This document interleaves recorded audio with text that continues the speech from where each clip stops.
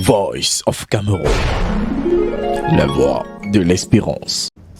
C'est un prénommé Georges Aurélien à la naissance, tout au plus maçon de profession. Mais sur la toile, c'est monsieur le ministre, directeur du cabinet civil, monsieur le ministre délégué à la présidence chargé de la défense, monsieur le contre-amiral, conseiller spécial du chef de l'État, ou encore monsieur l'ambassadeur.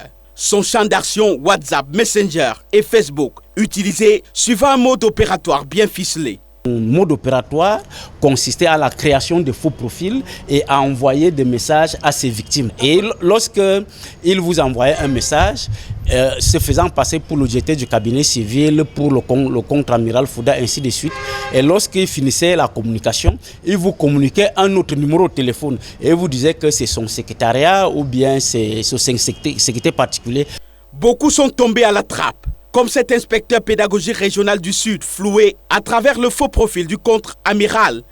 J'ai eu à écrire au contre-amiral qui est un oncle de mon côté. J'ai été quelque peu surpris de voir des réponses. La réponse me disait de prendre attache avec M. Emmanuel Ndjéré. M. Emmanuel Ndjéré qui me demande donc de donner ma filiation totale, c'est-à-dire mon curriculum vitae, que j'avais donc envoyé au téléphone. Il me dit, bon, ça c'est pas un problème.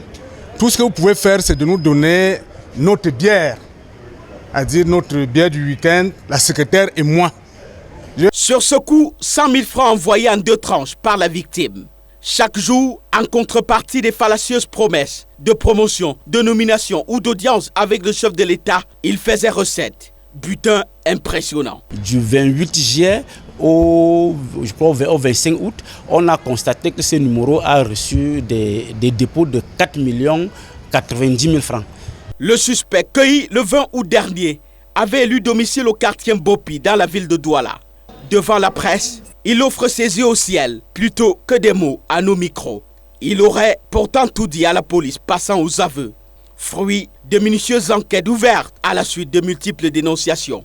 Le gibier est en cage. Fin du jeu pour la police. Il sera présenté devant le juge.